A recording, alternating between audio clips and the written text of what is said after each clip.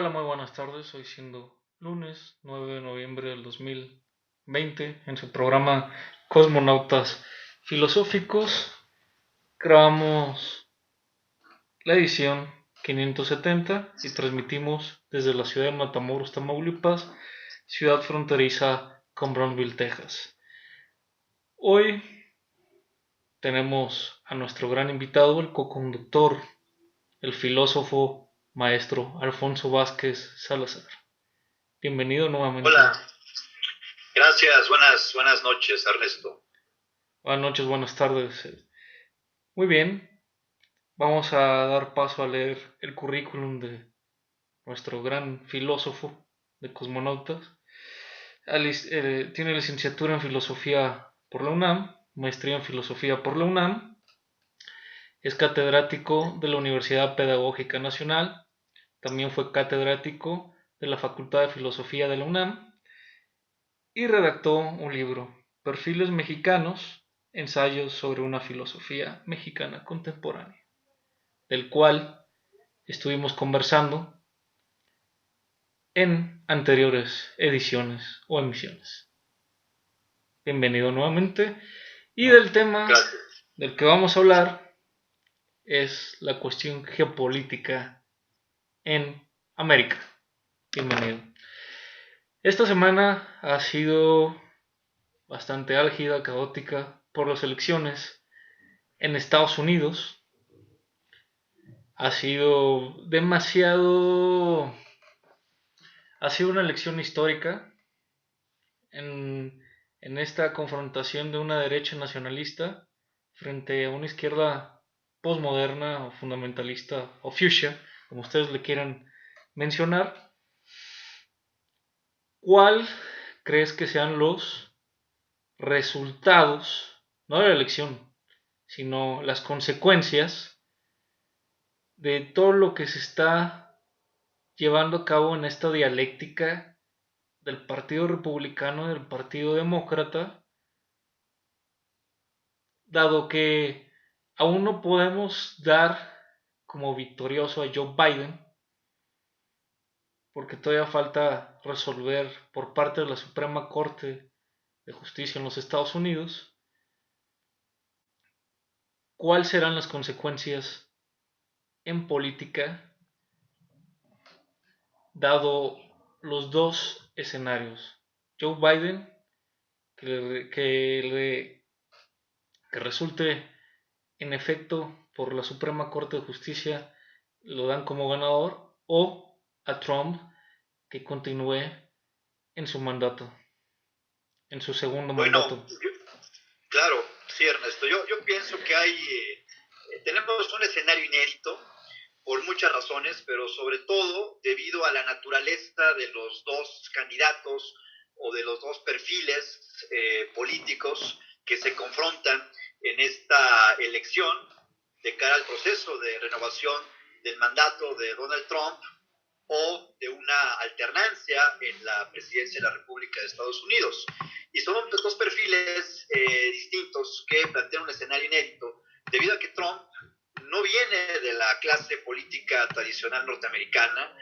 no tiene una trayectoria en las burocracias partidistas del Partido Republicano, del Partido Demócrata, como sí es el caso de Joe Biden, quien además ya fue vicepresidente en la administración de Barack Obama de 2008 a 2016, o como lo fue su anterior contrincante, Hillary Clinton, quien además de ser pues una importante militante del Partido Demócrata, fue la consorte, la esposa de Bill Clinton en los años 90, como presidente también de la República por el Partido Demócrata. Entonces lo que tenemos es un escenario inédito debido a los perfiles políticos que se confrontan. Trump representa una candidatura y un liderazgo en el ejercicio del poder político estadounidense, que podemos caracterizarlo como un liderazgo anti-establishment, un liderazgo antisistema, que surge del mundo de los negocios, que surge del mundo del entretenimiento, de los hoteles, de los casinos, y que de ahí proyecta una imagen mediática sumamente sugerente para un sector importante de los estadounidenses y que después se fue haciendo cada vez más popular hasta crear realmente un fenómeno que lo hizo llegar a la presidencia hace 4 años y que en esta elección, al menos con los datos oficiales que tenemos, que a pesar de ser cuestionados por el propio Donald Trump, arrojan pues un incremento en la votación de Donald Trump respecto al proceso electoral del 2016, un incremento de 7 millones. Entonces uno se pone a pensar, bueno, se incrementó 7 millones respecto a su votación del 2016, pues eso refleja que no hubo un voto de castigo hacia la administración de Donald Trump en un primer momento del análisis. Y la otra es, si hay un incremento, ¿cómo es posible que de acuerdo con los resultados en ciertos estados y particularmente en los clave, vaya perdiendo la elección en función de estas estimaciones por un porcentaje muy mínimo? Entonces realmente esas son interrogantes que nosotros tenemos que hacer, tenemos necesariamente que formular, pero retornando al análisis del liderazgo de Donald Trump, pues habrá que revisar también claramente cuáles han sido sus distintos momentos constitutivos a partir del cual se fue construyendo y generando esta percepción mediática en la población norteamericana. Es decir, ¿qué significa Donald Trump? ¿Qué representa Donald Trump? ¿Qué es lo que están viendo más de 70 millones de estadounidenses para votar por él y para hacer que incrementara su votación en el 2020? ¿Qué modelo de figura pública, de político, de estadista está siendo proyectado y que está a su vez pues siendo respaldado por una importante franja de la población norteamericana? Entonces, es un escenario inédito por esta razón. En realidad, Trump representa la lucha contra el consenso neoliberal norteamericano, conformado tanto por el Partido Demócrata como por el Partido Republicano, que prevaleció a lo largo de 35, 40 años, desde los años 70, 80 hasta el 2016 y 2020. Y bueno, sabemos muy bien que es la colisión de dos modelos de visión de lo que debe ser la sociedad y la política estadounidense, que a su vez tienen efectos inevitablemente en el escenario mundial, en el escenario global, debido al protagónico que juega la potencia norteamericana en el mundo. Una potencia económica, una potencia política, líder del mundo occidental, pero sobre todo una potencia militar. Digamos, es el centro del imperio mundial. Entonces, en ese sentido habrá que revisar que estamos realmente en una situación inédita donde el liderazgo de Donald Trump representa los intereses de un nacionalismo económico norteamericano que rompe o pretende romper con estos moldes del globalismo financierista que se construyeron a lo largo de estas décadas en el mundo y que realmente llevar ese dinero hacia las corporaciones globales, hacia las corporaciones mediáticas como CNN, ABC, CBS, Hollywood, Disney, etcétera, y que pues no repercutieron en una mejora de los niveles de vida de los norteamericanos y desde luego eso tiene un correlato en las sociedades periféricas o en las sociedades latinoamericanas o del resto del mundo, donde este globalismo financierista logró mantenerse pujanza, pues en función del empobrecimiento de las mayorías de cada uno de los países del globo. Entonces, eso es lo que yo observo respecto a los efectos directos, los efectos inmediatos que tiene, no si gana uno u otro, claro, que un liderazgo es diferente a lo que Biden forma parte de la clase política tradicional, forma parte de este consenso neoliberal globalista, Trump no, y en ese sentido, sí, las proyecciones y los escenarios para todo el mundo son completamente diferentes y tienen consecuencias, como ya lo señalé, inmediatas. Ahora, tú hablabas también al inicio de tu intervención entre una derecha norteamericana, republicana y una izquierda supuestamente demócrata, desdibujada. Yo pienso que aquí las categorías de izquierda y derecha ya están dejan de tener sentido. El debate ya no es izquierda-derecha, el debate es, como lo han planteado otros analistas, otros teóricos de la globalización y particularmente del momento neoliberal que vive el proceso de producción capitalista en el mundo, es entre nacionalistas y globalistas financieristas. Y en ese sentido se tiene que plantear la disputa por la nación norteamericana, que es la nación y la potencia política más poderosa, que tiene pues, intereses dispersos y enraizados a lo largo de todo el mundo, de todo el globo. Entonces, creo que esas son las primeras menciones, ¿no? Análisis que se pueden dar a partir de lo que tú señalas, Ernesto. Me refiero a una derecha nacionalista, la de Donald Trump, y una izquierda posmoderna, fuchsia, y la del Partido Demócrata. A todas estas cuestiones que han surgido en los últimos 15 años con apoyo al derecho de las minorías y no darle la importancia al Estado como tal. Claro, sí, desde luego. Sí, la candidatura de Trump, desde luego que desde esta perspectiva sí es una derecha nacionalista, es un nacionalismo económico. Yo lo preferiría plantearlo así. Desde luego que sí es, si nos vamos a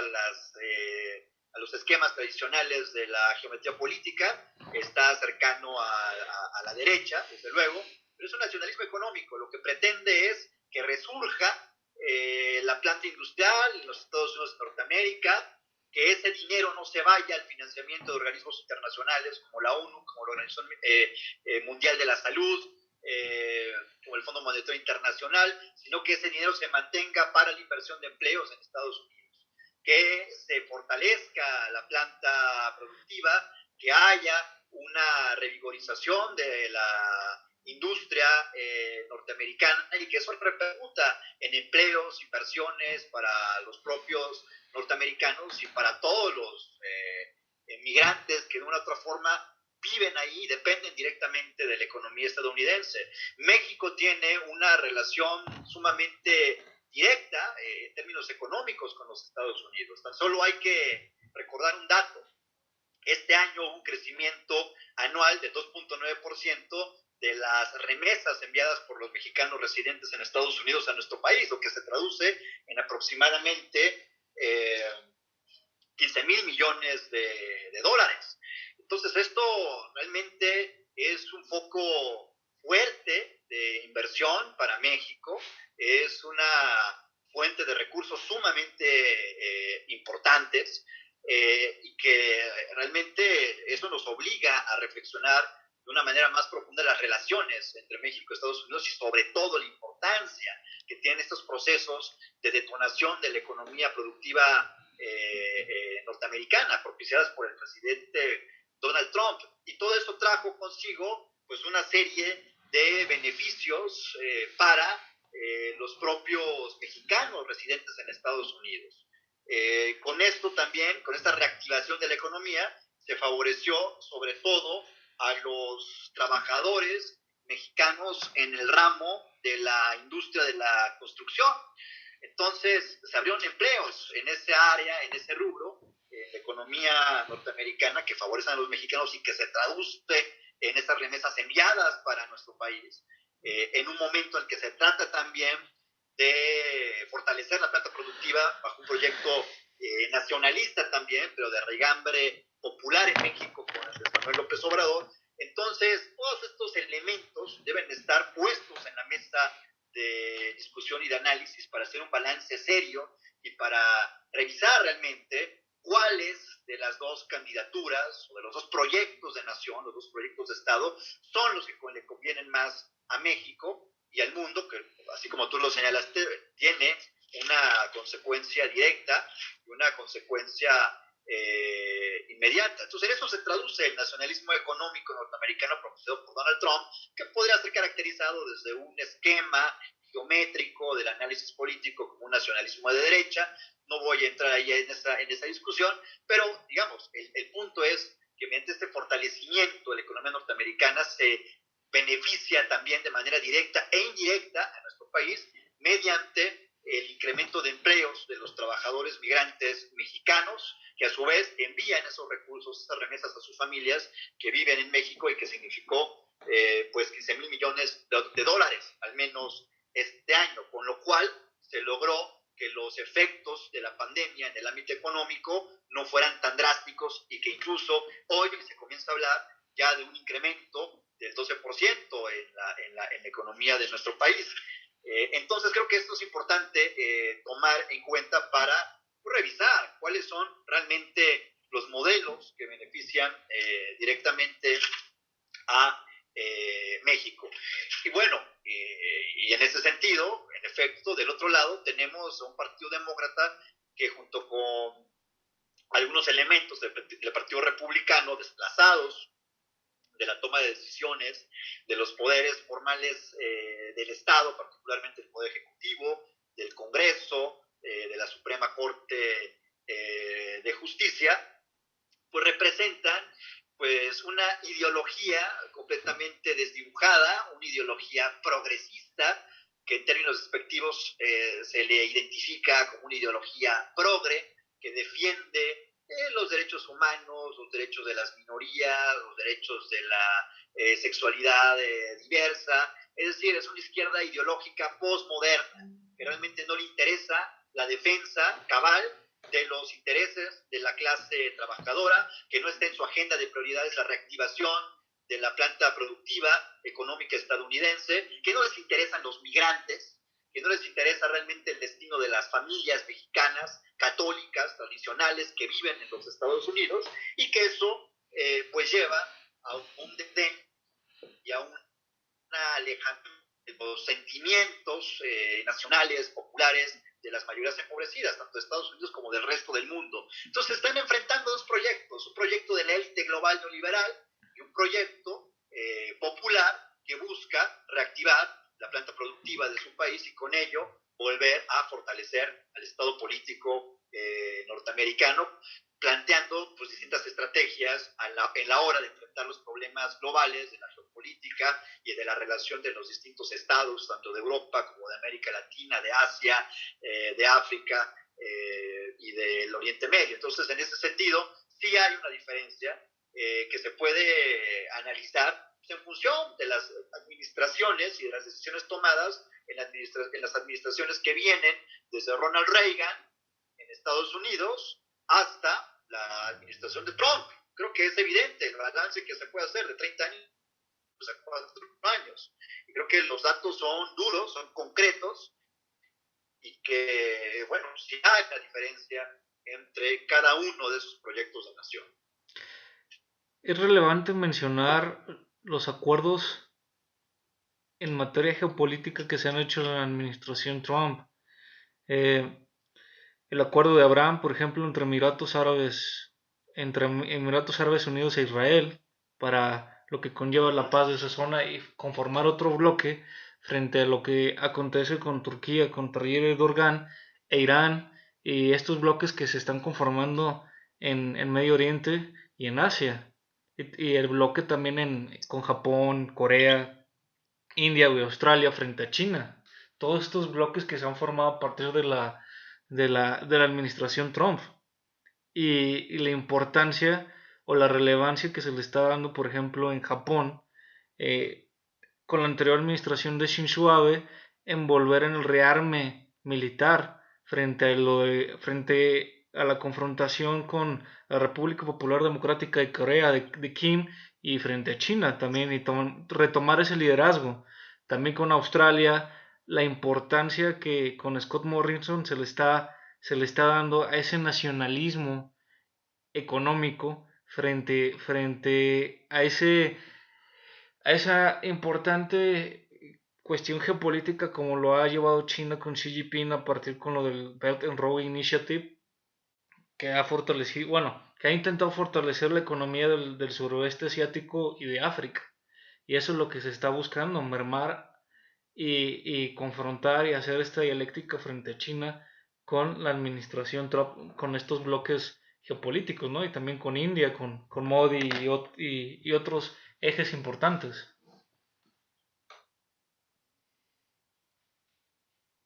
Desde luego, yo pienso que, como tú bien señalas, una de las características del liderazgo de Donald Trump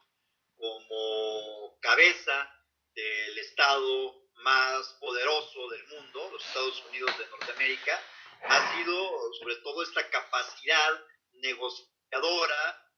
conciliatoria, de establecimiento de acuerdos en cada bloque regional, con cada potencia económica, política o militar, y sustituir esta política armamentista por una política que, sin renegar de la soberanía estatal de la nación más poderosa del mundo, se encargó sobre todo de articular y de generar ciertos procesos de negociación que llevaron o que están llevando a una reorganización de los intereses materiales en función también de una perspectiva pues más estratégica por parte de los Estados Unidos de Norteamérica. Se privilegia la política de la negociación, la política del acuerdo, la política del consenso, de llegar a convenios, digamos, que sean realmente convenientes para las partes, pero siempre en función de la búsqueda de la defensa del interés nacional. Y eso creo que lo tiene claro Donald Trump, porque el enemigo de los nacionalismos económicos, tanto el que representa él en Estados Unidos como el que representan distintos líderes en otras partes del mundo, Vladimir Putin, en Rusia, en China, o el propio presidente Andrés Manuel López Obrador en México, pues justamente parte de que esos organismos creados una vez que termina la Segunda Guerra Mundial y que tienen una nueva proyección en el periodo neoliberal, lo que hacen es solamente es tratar de imponer sus agendas a cada uno de esos países, rompiendo realmente la médula